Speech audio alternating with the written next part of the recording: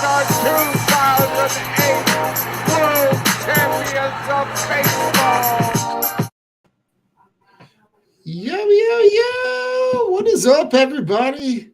We are here tonight, and we are drunk on the fightins. Jay, it's opening day in Major League Baseball. It's opening day for the Phillies tomorrow. It doesn't get better than the promise of a new season. What are you feeling right now? Because I'm driving home. I'm thinking about tomorrow. Like tomorrow, they're gonna have the pomp and circumstance. They're gonna have all the bunting out. They're gonna have the player walk through the from center field all the way out into the field. All the player introductions.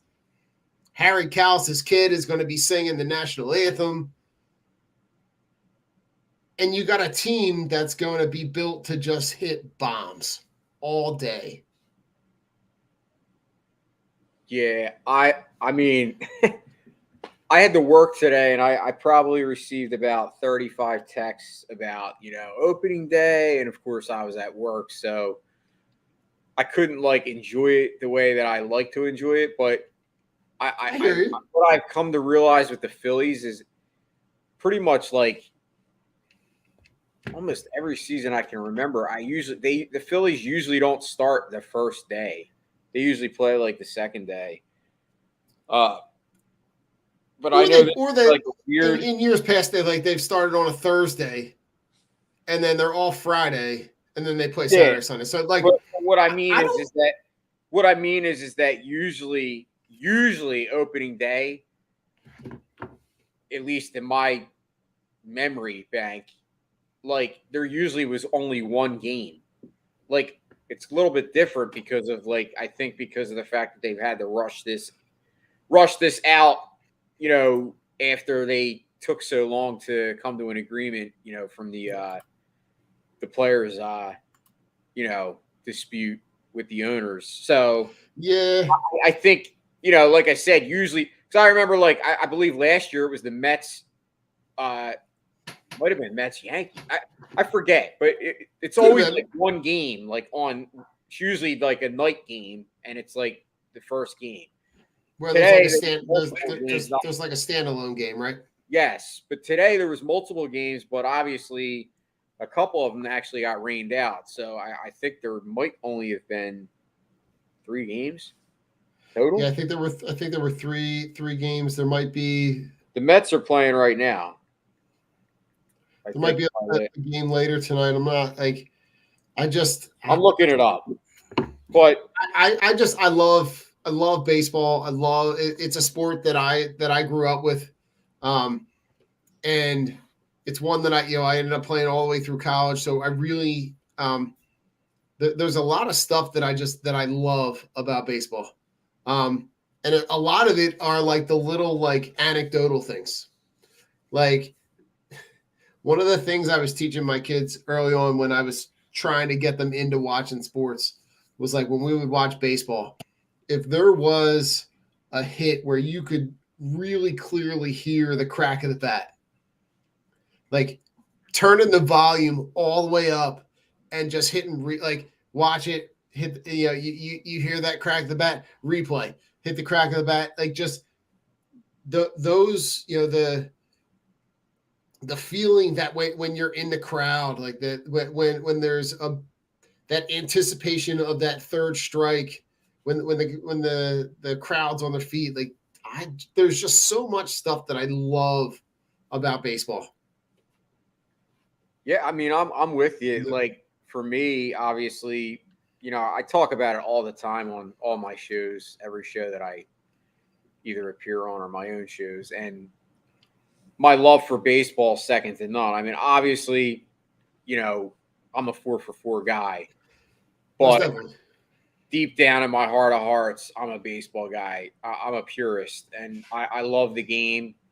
It's probably, it is the only sport that I played. A lot of people play multiple sports. I only played baseball, so that's the only sport I kind of know basically from the ground up. I learned it at a young age, and obviously played through up until college. Now, Jay, you being a baseball purist, we've got new the new rule coming into the NL with the universal DH. What are your feelings? I think for me, I like the fact that it's balanced.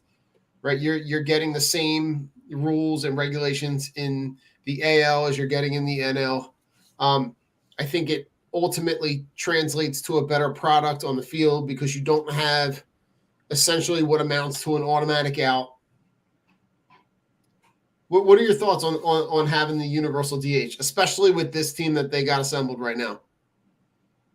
I mean, when I first heard that they were looking to change the rule, I was I'm not going to lie, I was kind of pissed off.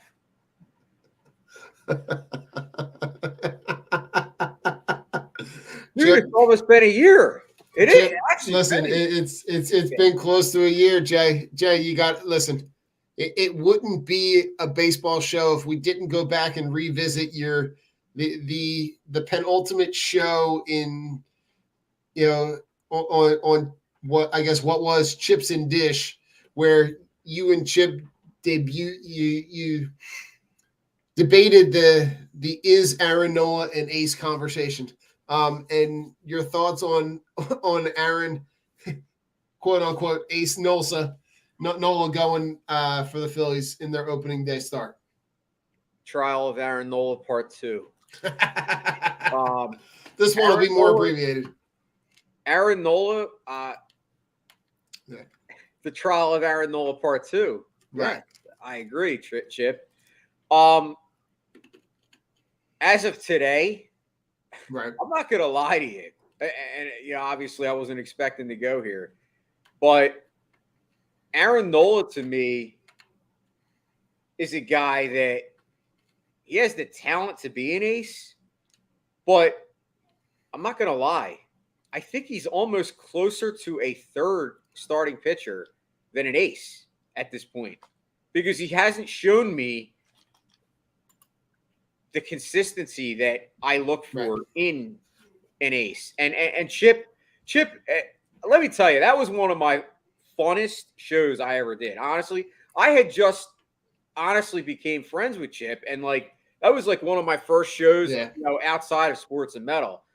And I had a blast doing that. And you know what? Looking back, obviously everyone, when there's a debate, everyone has to take a side. And, I stood ground and stood firm on my stance on Aaron Nola. But what we came to find out after the show, towards the end, was that Chip and I had different ideas of what an ace really is. And his standard happened to be much higher than mine. But you know what? The more I think about it and I reflect back on that show and kind of how that debate went, I'm more in line with what Chip was saying at this point in time than I ever was, because I kind of agree that, a lot of times I don't want to say overvalue, but we over analyze or over predicate what an ace actually is, because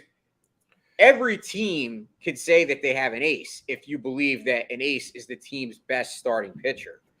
But if you realistically believe what Chip, Jay, I think in Philadelphia we love our guys, right? And we love to be.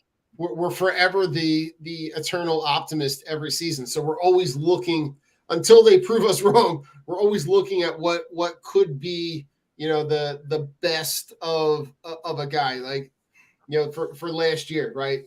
Jose Alvarado, right, was a guy that we knew was wild, but we said, listen, if we can get the best out of him, then listen, it'll be the best of both worlds that we get. I think for me, the one guy that and I'm gonna go into the comments right away. The couple people that are chiming in, the big news with Mickey Moniak getting hurt, right, out 4 to 6 weeks, a guy who came on really hot in the spring, was able to be really productive especially when he was in a lineup with, with the likes of the Harper, the Schwarber, the Real Muto, the Hoskins, like the Castellanos, when he doesn't have to be a guy, when he can just be, 7, 8, 9 in the lineup and not have to be depending on for mass production. He produced with a lot of power, with a lot of pop. And I think, you might start to be able to get to see a better version of him, forgetting that when you drafted him, that he was 17, right? So he's still, technically speaking, in the sport, a young player that, with a little bit of seasoning, being around this group of guys, that young crop of players, I think the fact that, to me, I start to now look right now, you've got to replace him in center field. Obviously, Odubel is what he is, right? He's a guy who, makes boneheaded plays at the plate, in the field, on the base pass. So him being injured is almost a blessing in disguise. I think you're going to look at a guy like Matt Vierling that's going to have to come in and replace him for that first 4 to 6 weeks. But thankfully, you're replacing him in a lineup where you don't really need that production.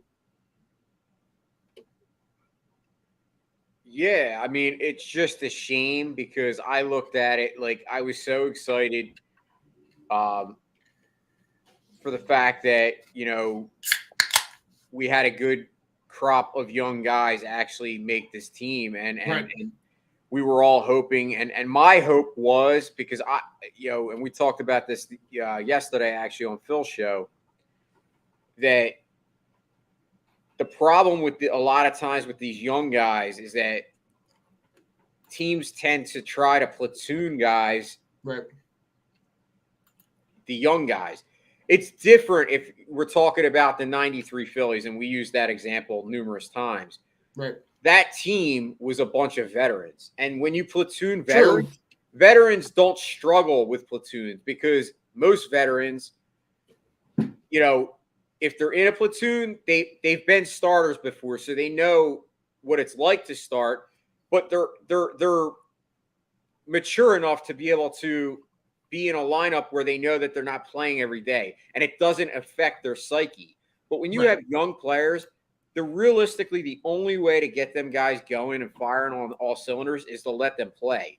And that's why I kind of get frustrated. So when I found out that Moniak and Vierling were making the team, my hope was that, even though I know in the beginning of the year, because I know Joe Girardi, I know his tendencies, I know what he's about, and I knew at the beginning of the year he's going to try to find who his best guy is. So there is going to be a platoon.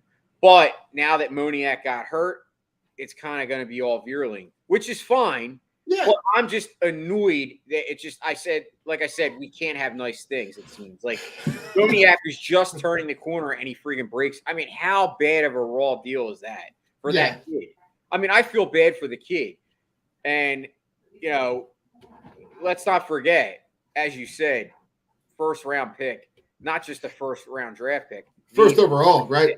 Exactly. So you're talking about a guy that we realistically really need him to do well, because the Phillies need to have some success from these recent drafts. And I firmly believe, though, that it's not a coincidence that Alec Boehm, Stott, Moniak, Vierling, you're probably going to see a couple pitchers come up midway through the season. Yeah. It's not a coincidence that all these young guys are all of a sudden turning the corner. And it's not a coincidence that Gabe Kapler, Matt Klentak, and Andy McPhail are no longer in this organization. Because to me, they were one of the major problems. That regime was basically in charge of what I call a systemic flaw in this organization, where they preached analytics to the point where it was like they were bathing in it.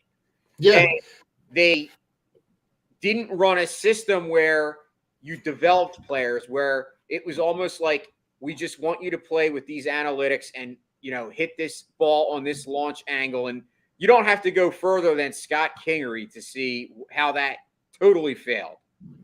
No, you're right. And listen, Jay, I think their focus on bringing young guys north, I think, has a lot to do with Dombrowski. I think it has a lot to do with the fact that they know as this season goes on, with them being plus on the plus side of the salary cap, and knowing that they're in that luxury tax already, that in order for them to continue to be successful, they need production from that young core in order to maybe flip somebody for a guy mid-season. It wouldn't surprise me that if they play really well offensively, that they get to be a player to bring in, like an Austin Meadows, like there's a guy in Baltimore, like to bring in a guy at center field,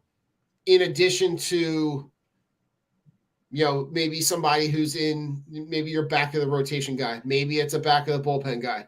But if they can get production from these young guys, maybe that gives them the opportunity to then turn them around and flip them for a major league impact player that they can then push for, that either that wild card or that division. I think the Braves and the Mets are kind of 1 and 1A in my mind, but I think they can push for that wild card. I think it's really likely that you might get 3 playoff teams out of this NL East.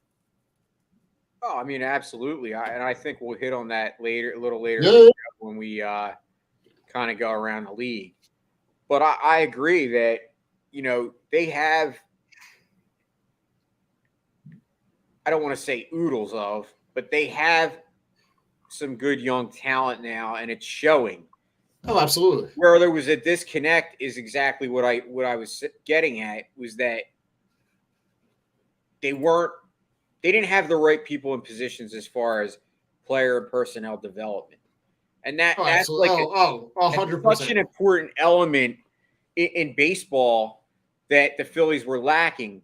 And like I said, I think a lot of it was driven by Matt Klentak and that regime, because you got to remember, like, Klentak was an Ivy League guy. He's one, he was one of those nerds that basically his whole philosophy was run on numbers.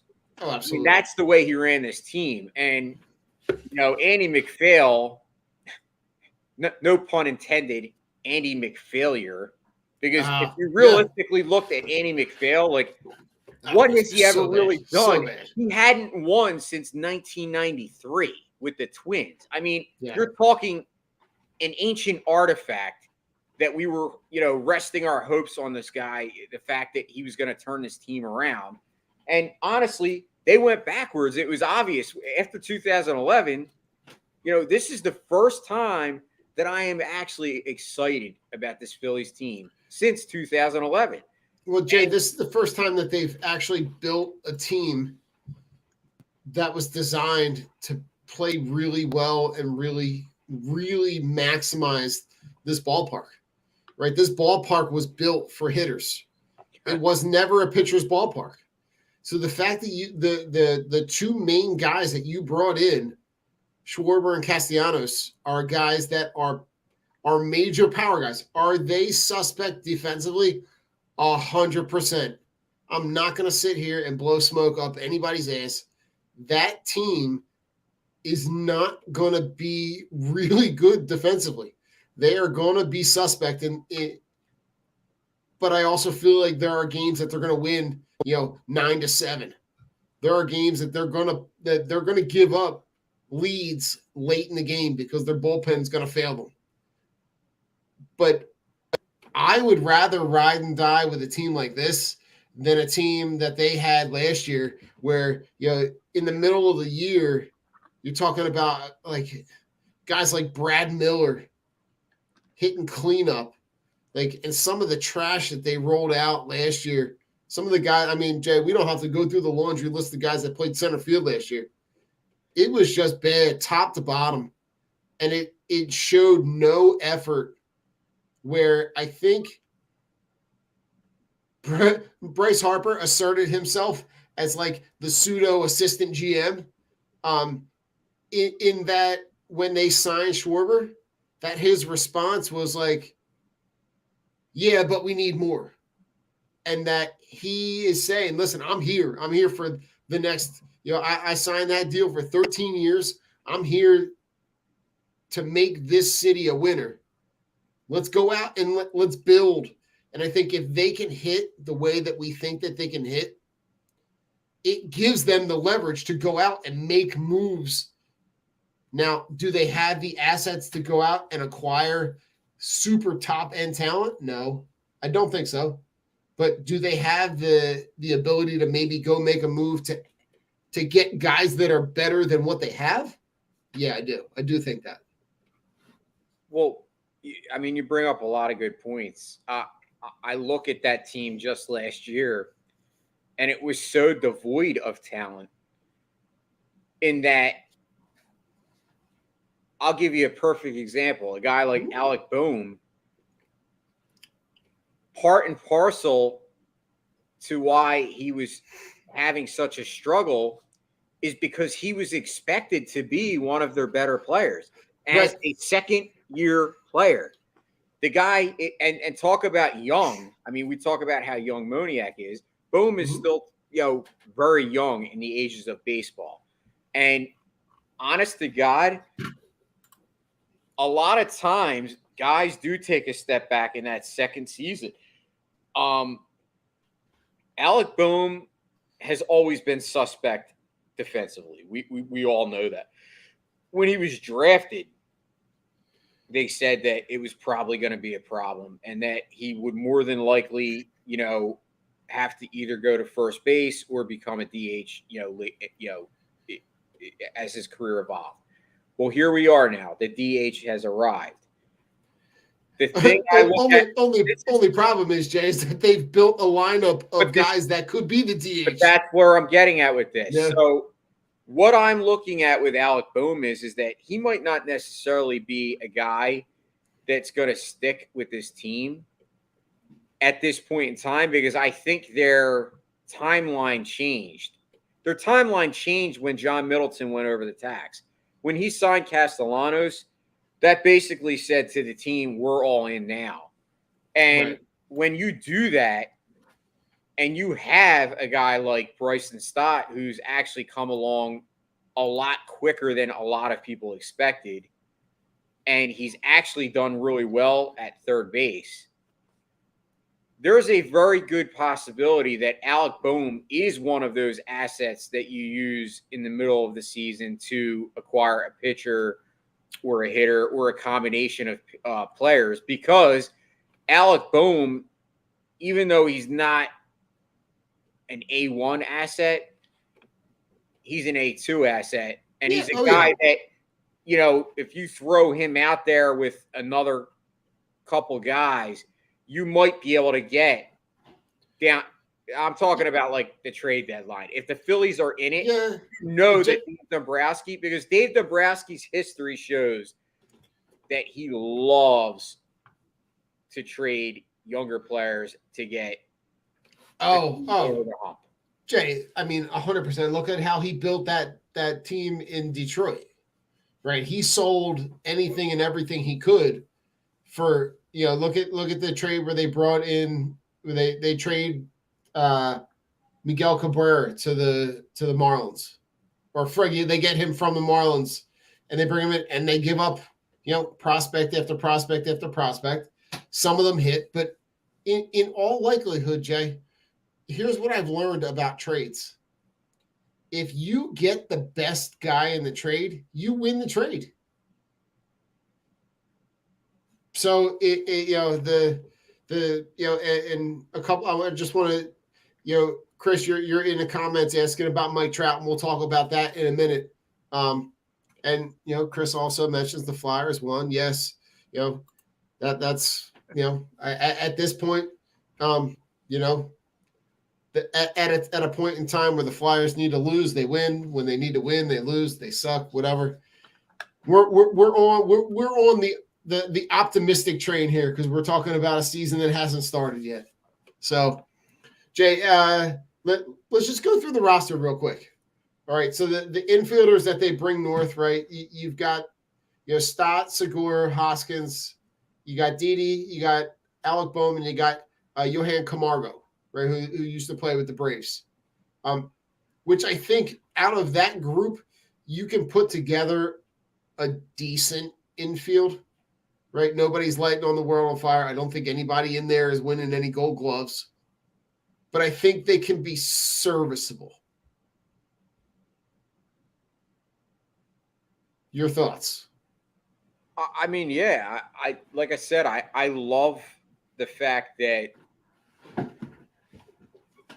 you went out and you went over the tax and you brought in, Castellanos, you brought in Schwarber. So if you look at most of their team, Zach Wheeler, you can go down the line, Bryce Harper, all these guys are outsiders.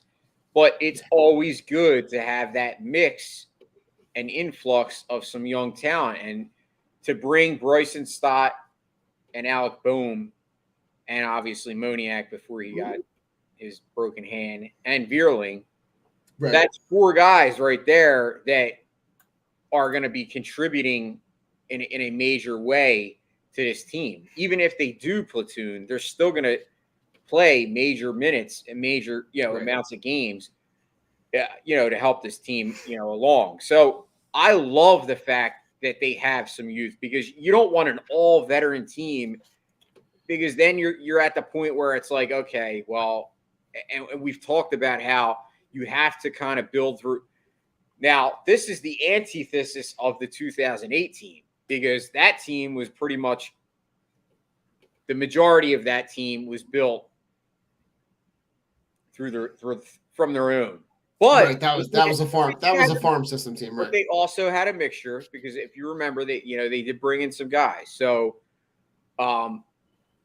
I like what they're doing a lot, and I think the infield has potential to, I agree, be serviceable. Obviously, I'm not looking defensively. This is all offensively at this point, because this team, right. I don't realistically see anybody other than JT Realmuto that could win a Gold Glove. Yeah, no, I mean, in the infield, most likely, right, you're talking about Hoskins is probably going to play first, right? Stott looks like he's got the job at third. And then you got Didi at short, and you got Segura at second. Now I know a lot of people aren't going to want to hear this, but if I had it my way, obviously. Well, Jay, for this moment in time, you are the manager of the Phillies. Well, if I did have it my way, I would be playing Alec Bohm and Stott and not think twice, because their lineup is so good already. I think it's like almost an overkill. Like, I'm at the point where I want to see what Alec Bohm can do, and I don't think him not playing is going to help. Okay. I think so. For me, in my opinion, most people that struggle either A, need to get sent back to the minors, or B, they need to play. And I don't think – now, listen, I'm not knocking Didi Gregorius, and I think Didi Gregorius has potential to be sneaky, very good in this lineup. But my point is that, to me, he's a guy that's expendable when you have young guys like Stott and Bohm. I would play Stott at short, I would play Bohm at third, and I would put Didi as the bench guy. Didi, the guy to spell those guys. Didi to spell Segura, because Didi can play second. I would venture to the point of, like I said, I would look to trade the guy, but I know right now there's probably not a value out there, or there's not a market because of his contract. That's just me. And I know a lot of people won't agree with me, but I think I don't like putting Stott at third, only because I look at what happened with Scott Kingery when you started moving him around the diamond, and what an awful experiment that turned out. And I understand, and that's a guy that, like, you swung hard and missed real bad on that by giving him the contract that you did at the time that you did, when he didn't have any Major League Baseball experience. It's suspect, right? But I think there is something to say about about what kind of value they see in him as a player, considering where he's playing in the spring. Right, he's got time at 3 of those 4 infield positions. So I think that to me shows the type of versatility that they think he has as a player. I think inevitably, I think at some point he takes over the job at short. I think not maybe to start the season, right? But I think, because we know what kind of manager Girardi is, right? We know Girardi is a veteran guy first. We know that in all likelihood, Didi's going to start at short.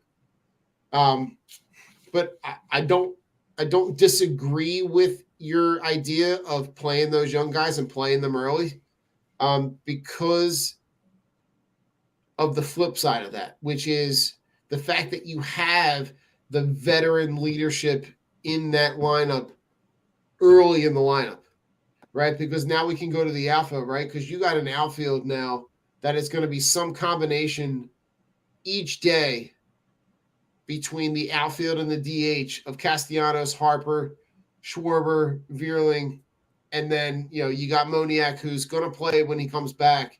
But to me, the fact that you can take 3 of those guys and you're going to put those 3 guys in the lineup every day. I looked at the lineup that they had the other day when they played in Tampa, and that to me gave me a really good insight into where they think those guys are going to slot. Right? You had Schwarber that played DH, and then you went Real Muto, Harper, Castellanos, Hoskins. Right? To me, I look at those 5 guys, and all 5 of those guys have the opportunity to be run producers early, right? And it paid off early when they played Tampa. Harper in the first inning, you put him in you got to pitch to Harper, right? So what ends up happening? He hits a home run in the first, comes back around in the second inning because you were able to get him at bats and you were able to get guys on base. Now he's back up again in the second inning, hits another bomb. This lineup, at the top of this lineup, is going to have the ability to put teams on notice early. And I think where their pitching is, that's what they're banking on.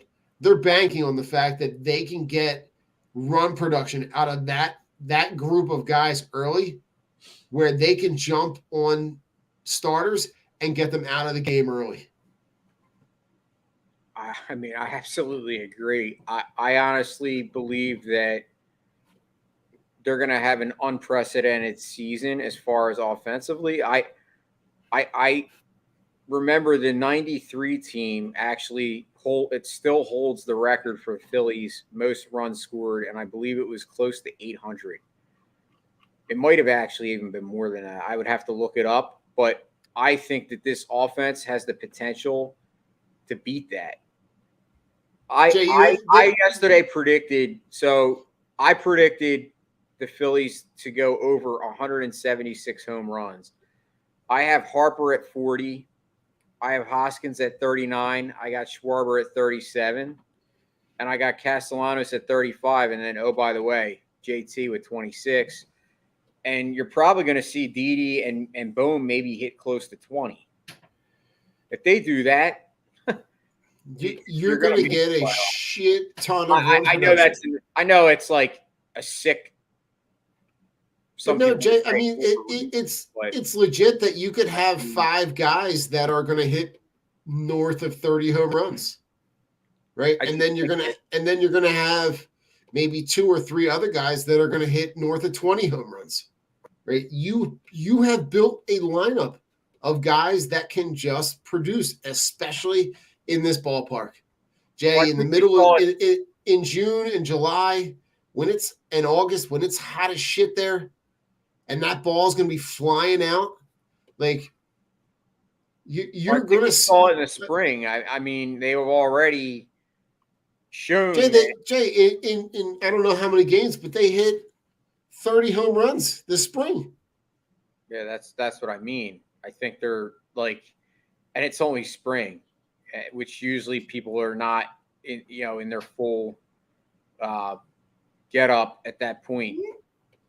So to me, I think it's a precursor of what, we're going to see. And, obviously there's going to be some excitement down at that ballpark, like major excitement.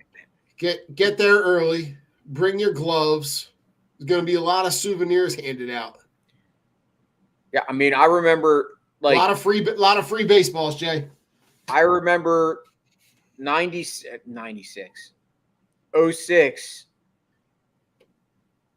I went to quite a few games that year. I think I already said it. It was the most games I probably attended in any season was in 96 or 06. I keep saying 96. I'm so freaking old.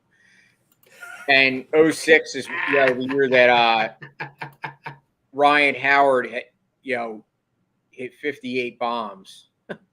So I saw quite a few home runs from Mr. Ryan Howard. And Chase Utley hit some bombs that year too. So I'm looking at this team to be able to outmatch that era of Phillies baseball as far as offensively. I just think you can't.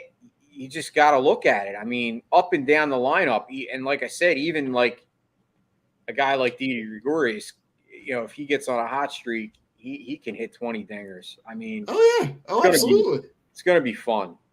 It's going to be a shit ton of fun. And Jay, not for nothing, but you started talking about the 96 Phillies, so I had to go back. Jay, listen to some of these names. Ricky Bottalico. Who else we got? Terry Mulholland, Kurt Schilling, Russ Springer, David West, Gary Bennett, that Bobby Estrella, Mike Lieberthal. Who else we got? We got Kevin Jordan, Scott Rowland, Todd Zeal even made a couple of Ruben Amaro Jr., Darren Dalton, Dykstra. That was a fun team, and that was the precursor to that run that they make in 98, where like just a fun ass team to watch, man. I agree. Jay, now on the back end of their bullpen, right? They add. I think Corey Knebel adding him to the back end of your bullpen is going to be a guy that's going to give you a guy that they can depend on. I think guy you're going to, in order for them to be productive, you're going to need to get really good production out of guys like Juris Familia, Jose Alvarado, Connor Brogdon. But a guy that I got my eye on is a guy that's kind of he caught the injury bug the last couple of years. Sir Anthony Dominguez is a guy that I'm looking forward to have kind of like a bounce back, see if he can be uberly productive this year. Dominguez, man, I'm super high on him, and obviously I remember when he first debuted for the Phillies, I thought right in front of my eyes, I'm like, man, this is like the next elite closer in baseball. Right? And then obviously he, obviously had to have Tommy John, but I think he's more than capable. I think you're seeing quite a few of these pitchers, after Tommy John surgery, come back, and it's usually not a year later. It's usually 2 or 3 years later where you really see them improve. And a guy that comes to my mind is Carlos Rhoden he's now on the Giants. He was on the White Sox, and I got you. He pretty much resurrected his career. I mean, he had 2 surgeries, and everyone thought that the guy was like totally done. And he came back last year, and he was throwing heat harder than I've ever seen him throw. So I think a lot of times I say that Tommy John surgery reminds me of ACL surgery now in football. Like these surgeries are just so much more advanced. And I believe that Sir Anthony Dominguez, obviously, I wouldn't rush him. I think that you have enough depth right now on your bullpen that you don't need to rush him. I would try to make sure that he's ready for down the stretch. That's when I would kind of target. Now, I know a lot of times these teams rush these things, but I don't think there's a reason to rush it. because you have Knievel. I'm saying it wrong. I think it's Knievel. Knievel. Think Flyers. Mike Knievel. Okay. Yeah, I don't know how to say it. Jay. I struggle with a lot of names sometimes, especially Phillies and Flyers. But a guy that I'm actually looking at as a guy that realistically, when his stuff is on, it might be one of the nastiest relievers in baseball, and that's Alvarado. Like Alvarado, if he could ever just be like consistent, would probably be the best closer in baseball. Like the guy, Jay, we know he can't. Miles an hour. Like we know he can't be consistent. We know he can't locate fastballs, but he can throw fucking gas. I mean, when you're able to throw 101 or 102, like you're humming it in there, man. Most definitely. And like I said, I'm not saying I expect it, but it's the guy that I'm looking at, and I wish he would improve because I remember when we signed him, I had him as like the Phillies. The bold prediction was to lead the league in saves. Of course, that was pretty dumb bold prediction. But that was almost as dumb as my Aaron Nola is an ace argument. Jay, who's the guy? Just so we can wrap up the Phillies conversation. Who's the guy you're most excited to see play this year? Bryson Stott. Tell me why. Give me in a couple words. Tell me why. Because I remember what it was like when Chase Utley came up, and I'm not saying he reminds me of Chase Utley per se, but he does have a kind of a swagger to him. And he's got that West Coast, I don't give a shit, I'm just going to go out and mash the ball kind of feel. He's super talented, and in some ways he does remind me of Chase Utley because he's not a power hitter. He doesn't do anything great, but he does a lot of things good, and that's what Chase Utley was. Like good defense, solid, average guy that cares, gives a shit. And he's gonna give you 100% every game, and that's what I'm looking at. That's why I'm excited, and I think Bryson Stott could be. I'll give you my bold prediction now. Go ahead. Bryson Stott, Rookie of the Year. Ooh. I think he's going to surprise a shit ton of people, including people in this town. Okay. Even really know how good this guy can be, and I get it that he's not even a top 30 prospect, but I don't think you have to be a top 30 prospect. I've seen guys that were out of the top 100 and end up being, superstars in this league. So I think he's got the makeup to be a great player in the league for a while. And I'm telling you, I think Rookie of the Year. I know it's very bold, but that's my and Jay, pause. That's what bold predictions are. That's when you kind of you throw it all on the table and you say, this is something that I think is going on. And listen, for me, the guy that I'm most excited to see play is Castellanos. Because I think between he and Schwarber, they're guys that the way that they play is exactly what this fan base loves.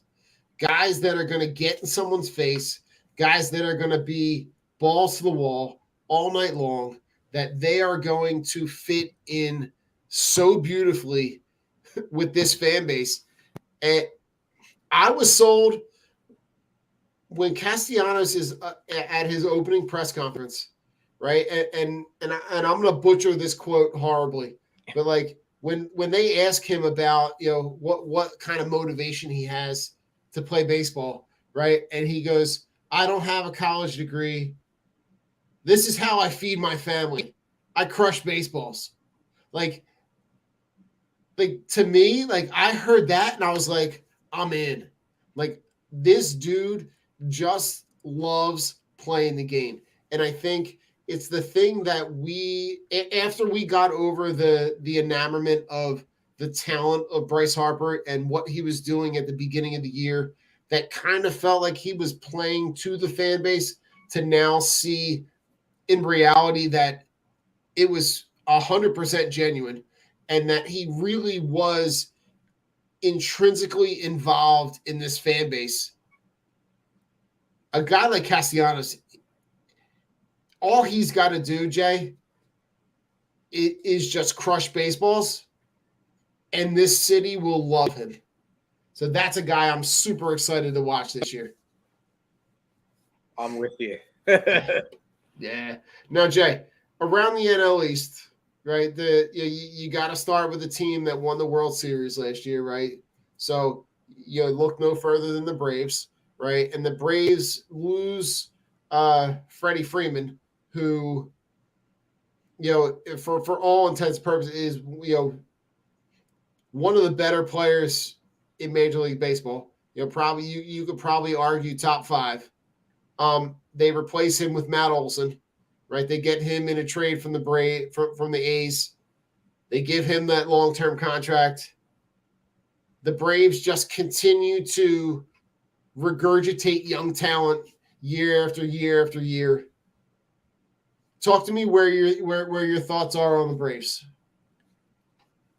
See, it's so hard to root. Well, obviously I don't root for the Braves, but it's so hard to. Yeah, Jay, fuck the Braves. It's so hard to bet against the Braves. Yes. Oh yeah. Oh, absolutely. I mean, the talent level that they have. When you look at Fried and Morton and Anderson, Soroka, like you got guys in there that are just going to be consistent starters. Yeah, I mean, and you obviously don't forget Ronald Acuna didn't play last year. He played half the season and had 27 home runs. The guy was like on an MVP. He was on Bryce Harper type level numbers before he got hurt. So right. Don't forget about that guy. Right. You got Ozzie Albies, you got Dansby Swanson, you got Riley at third. But here's the kicker. Go ahead. I say don't bet, and it's hard to bet against the Braves, but I actually have the Braves finishing third in the division.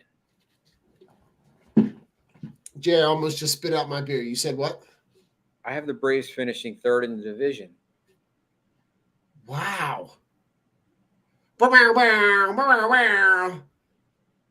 on. Hold the phones. Hit the brakes.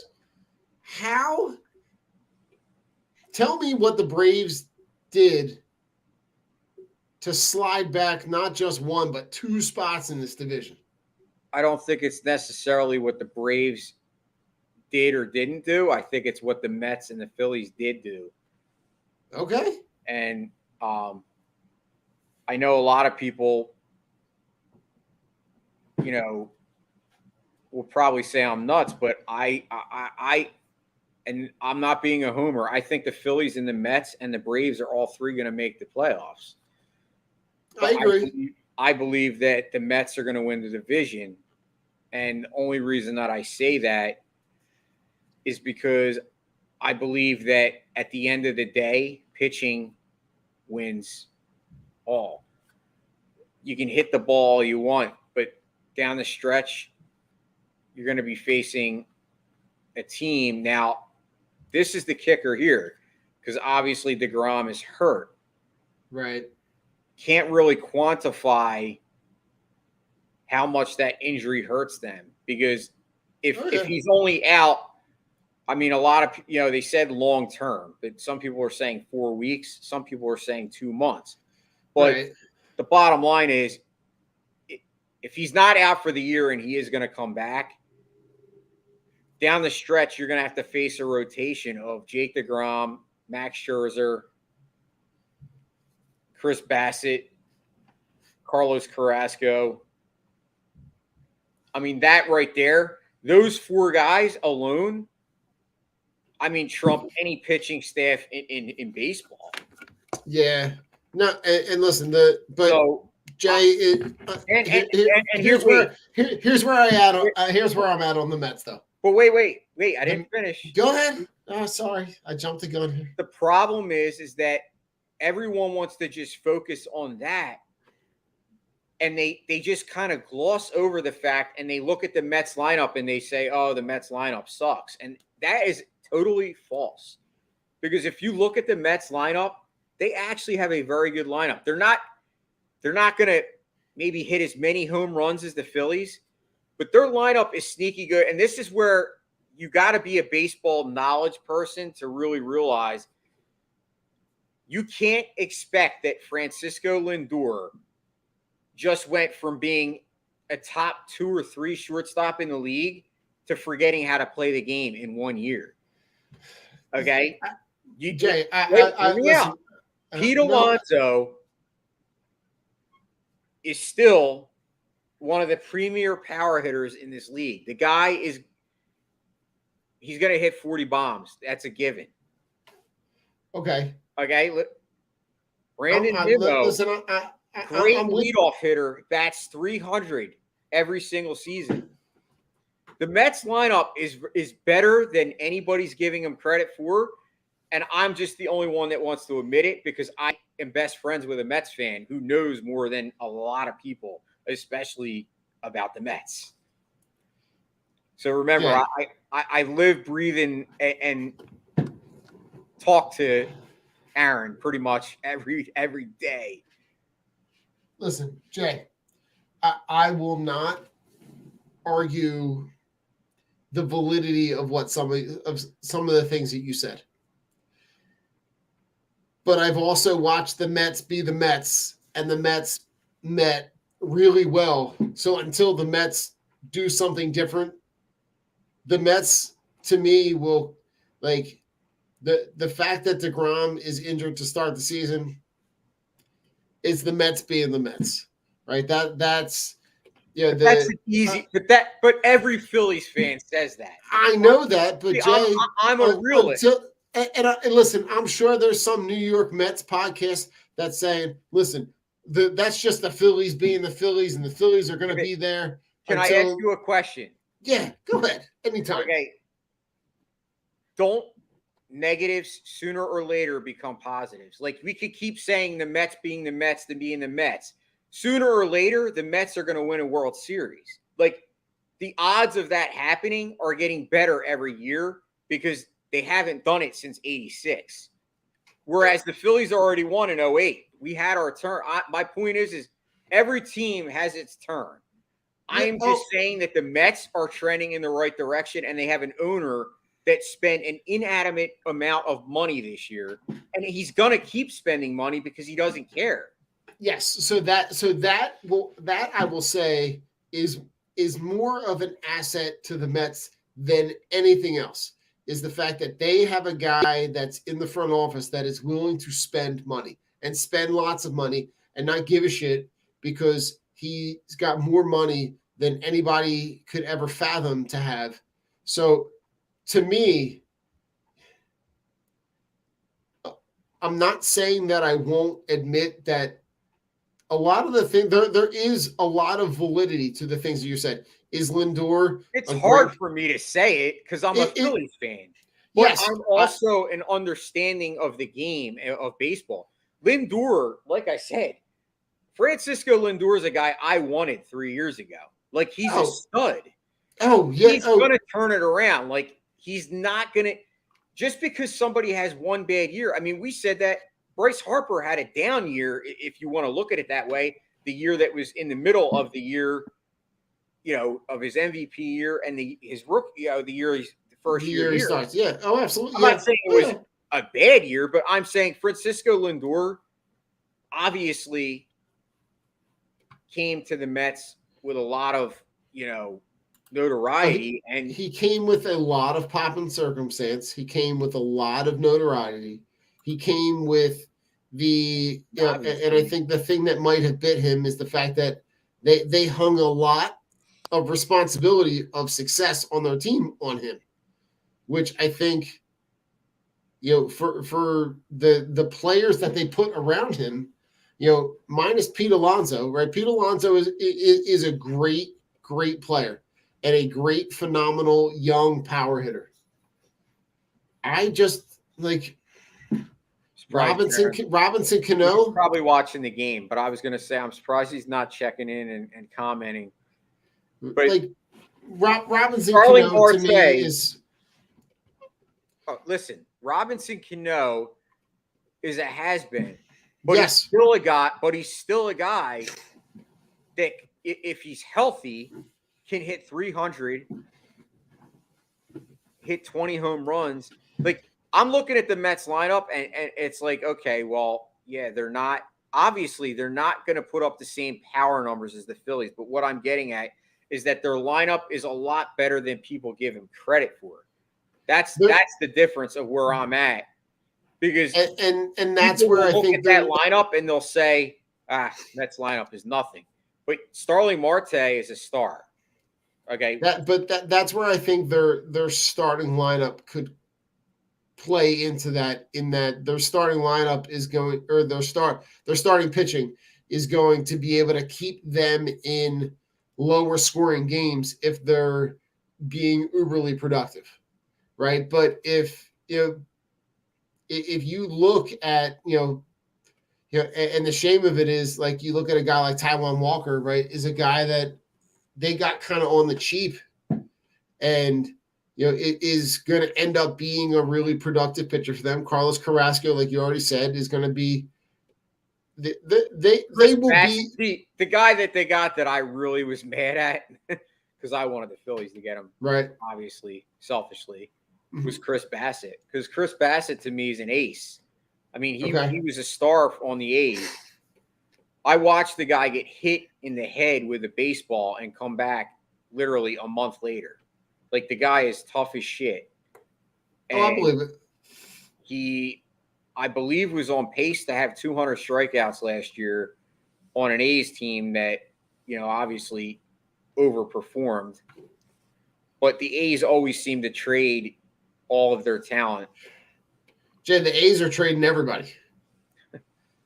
I heard, Jay, well, the A's are in town right to start the season. I actually heard that one of their starters for one of those games could be former Phillies farmhand Cole Irvin, who in Major League Baseball throws the equivalent of the slow pitch EFIS pitch. It's Jamie Moyer. Probably less. It's Jamie Moyer, but suckier. Yeah, Jamie Moyer. He's a suckier, younger, less productive Jamie Moyer, right? He's a guy who's at this point basically throwing BP. I agree with you there, man. It's just, for me, I like the A's. Just, it's a shame because, in the heyday of when you and I were kind of into sport, like into growing up with this game, the A's were it on the West Coast, right? When you talk about the Bash Brothers with Canseco and McGuire, you got Ricky Henderson, Dave Stewart. Like, Ricky Henderson's lighting the world on fire, running around the bases, stealing bases, hitting lead off home runs. Dennis Eckersley. Oh, man. Like, the A's were it. And now, Jay, I heard a stat, and I'm going to butcher this again. I'm not, this is not a stat pod. This is a drunk pod. There are, without drinkers. There are 11 guys, and this is courtesy of the Baseball Tonight podcast with Buster Olney. I think they said there are 11 players in Major League Baseball that have an annual salary that is more than the entire A's roster. Like, the fact that you have such a disparity in roster that you don't have a salary floor, that you can have the top end of the Yankees and the Dodgers spending north of $200 million. And you've got the A's and the Orioles that are spending, less than $35 million for their entire roster. Scherzer, like we just talked about the Mets. Scherzer is going to make more this season than the entire A's roster. Something is wrong.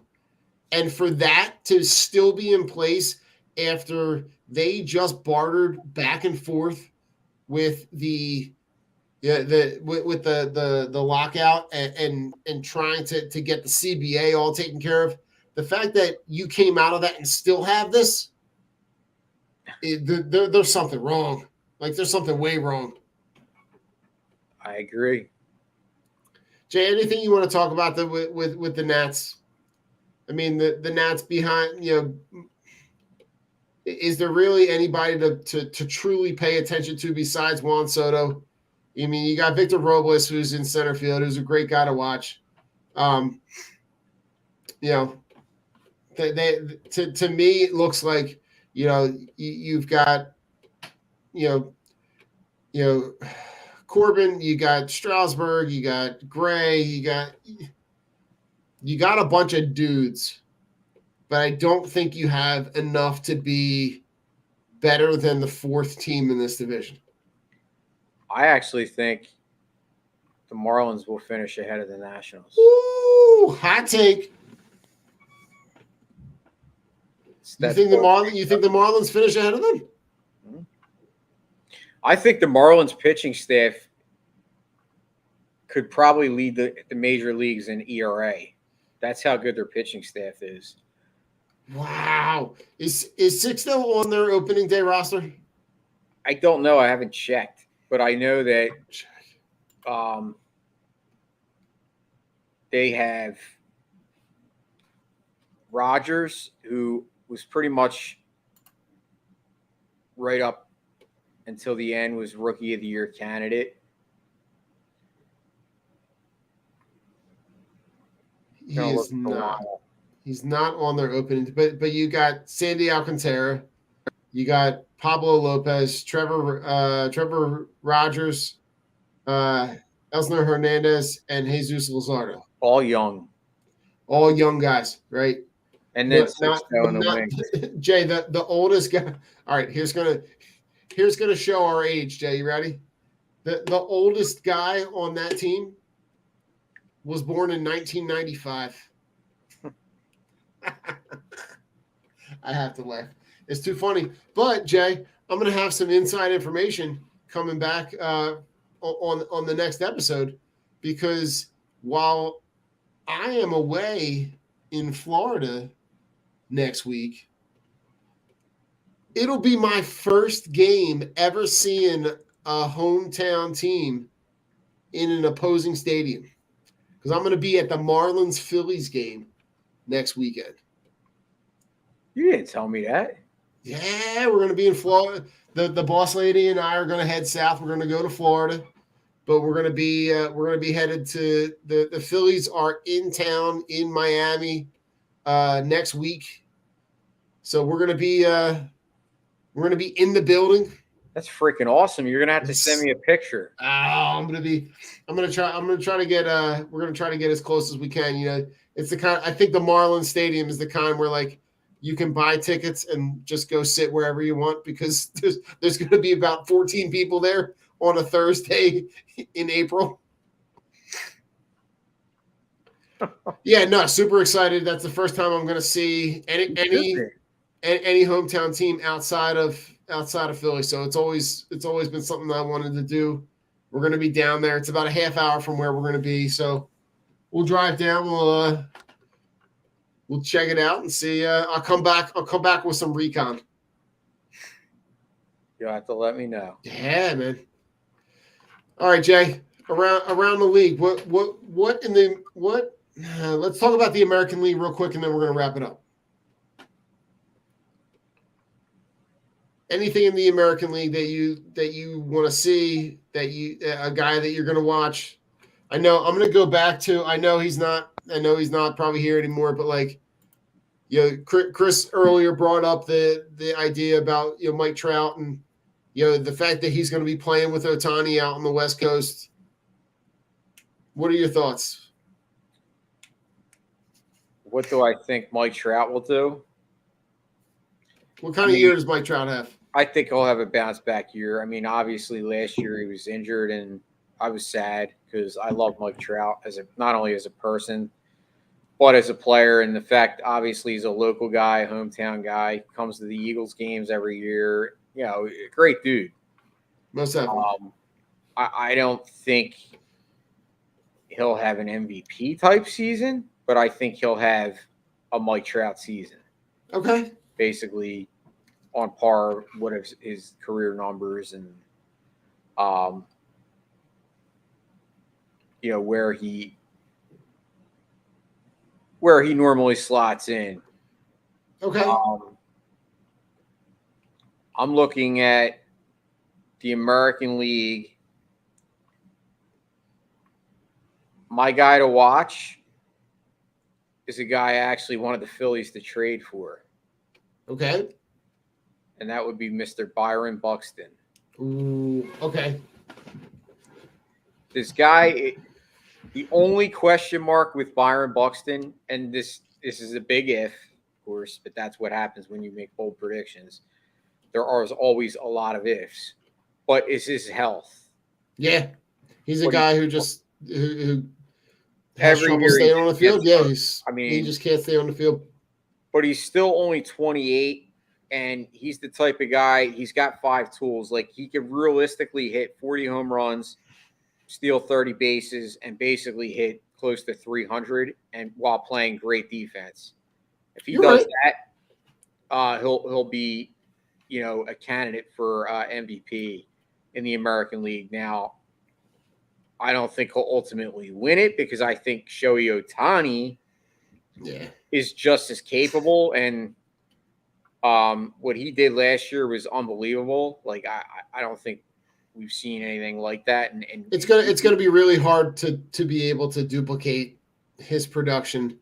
It is going to be cool to see, you know, now that the DH is universal throughout the American League and the National League, to be able to see how when they kind of cross over, how the Angels adjust to the games where he is pitching, because there are rules in place where even if he's pitching, he can then become the DH and stay in the game and not have to be taken out, even if he's a pitcher. But I'm looking at, like, the team that I'm looking to watch, Jay, is Toronto. Right? Toronto has just Toronto is just a team that is just a pile of young, super talented, you know, and you know, it's almost like they build it on the backs of the sons of former baseball stars, right? You got Vlad Guerrero's kid, you got Bo Bichette's kid, you got like just a ton of talented young guys. You're forgetting somebody. I know. I was trying, Jay. Truth be told, I was trying to gloss over it because I couldn't remember it. Who am I missing? Well, you got Bo Bichette, Vlad Guerrero Jr., and then you have the guy. Who am I missing? I gotta look it up now. This is pissing me off. I'm so mad.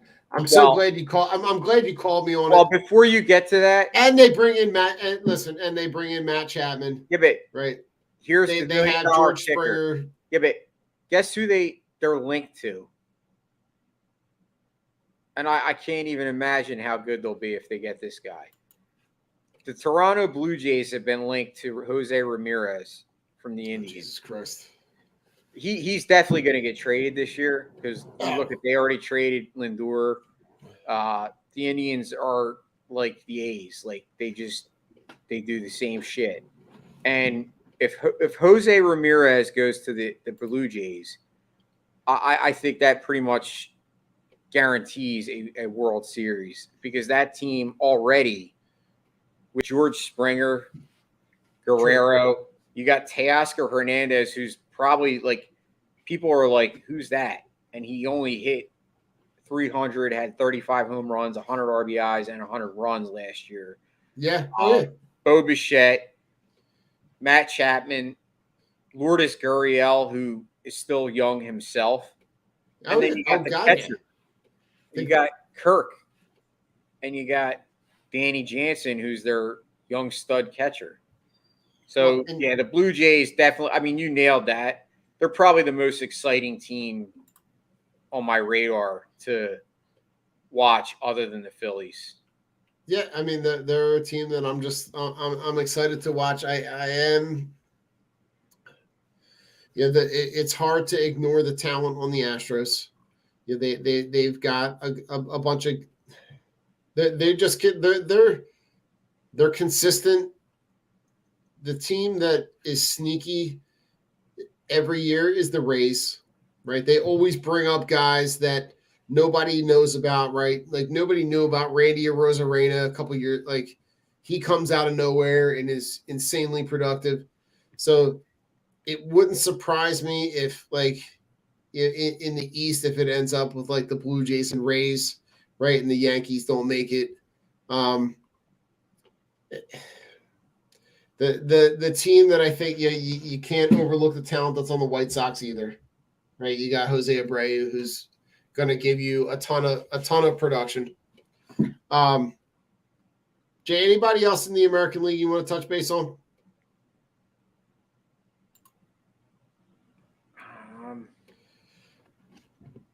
I mean, give me a bold prediction for the American League, and then we're going to go to final thoughts.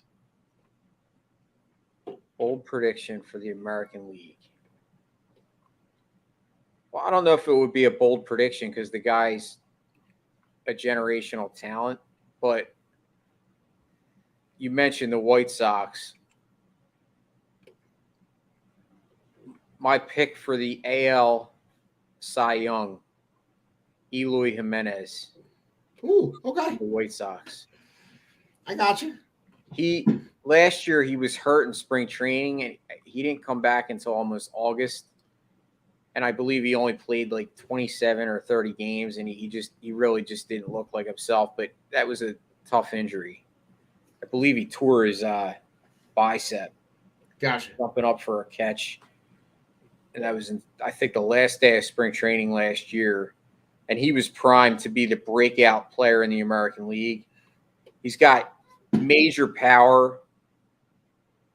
He's got a super, great eye, and he's great in the field.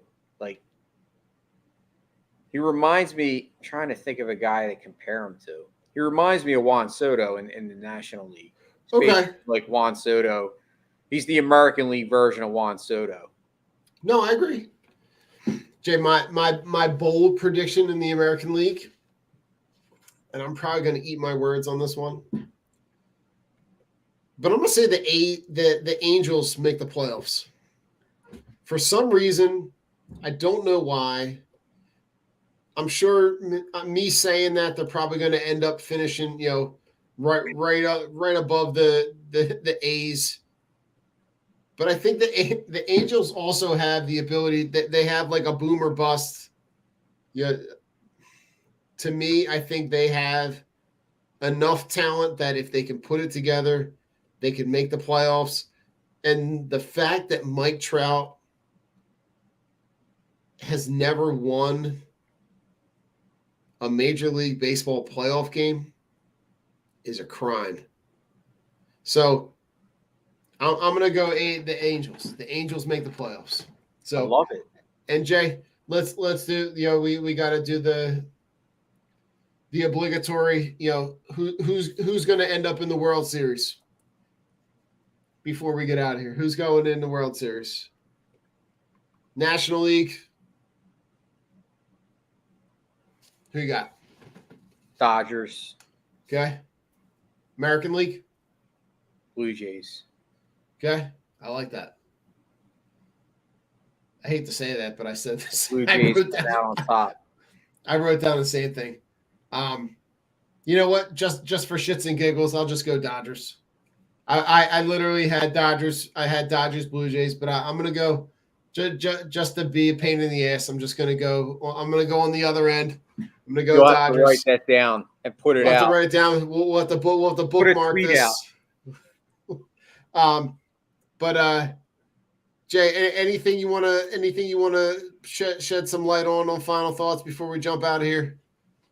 No, just a shout out that I'm going to be rolling out a new podcast very, very shortly. And I already think I discussed it on the last show that we did, our pop-up show, but it's basically going to be based on mental health awareness and addiction.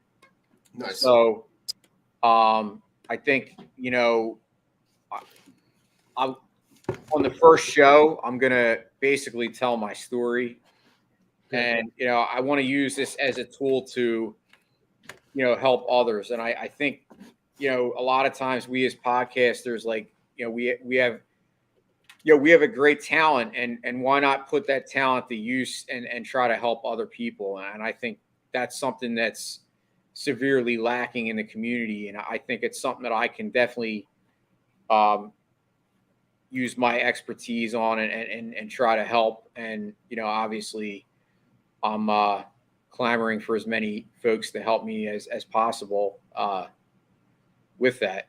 No, So, most definitely. I love it. Listen, we've, between the Drunk On Broad shows, and the things that Rich and I have discussed, and between you and I, trying to shed as much light on that mental health piece as we can, I think is only going to give people more of an opportunity to see the importance of it. So, listen, I'm here. Anything you need from me for that, I'm here. For me, the final thoughts, I'm super excited for opening day. The anticipation of a new season is incredible. Everybody's 0, the Phillies are 0-0. You got all the feels of the game. You just got all the excitement, man. And I'm just super excited for everything that this season can be and will be. To see the team, that they've finally been able to put and build on the field. I'm just really excited about it. So, go Phils. Absolutely. Phils, Ring the bell. Ring the effing bell. Ring the bell. Let's go. Jay, before we pop out of here, shout out to our sponsors. You got La Terrain luxury watches on the left. You got Team Clicks, your sports themed sunglasses, eyewear in the middle. We got our new sponsor, Shocked Energy, where it's a healthier alternative to some of the energy drinks that are out there. Shocked. We're still looking for some of those samples so we can do some on-air promotions for. We'll have to come, Jay. We got to come up with a segment for our Shocked Energy sponsor. We're really thanks for our sponsors, and everybody have a great week, and go Phils. Go Phils.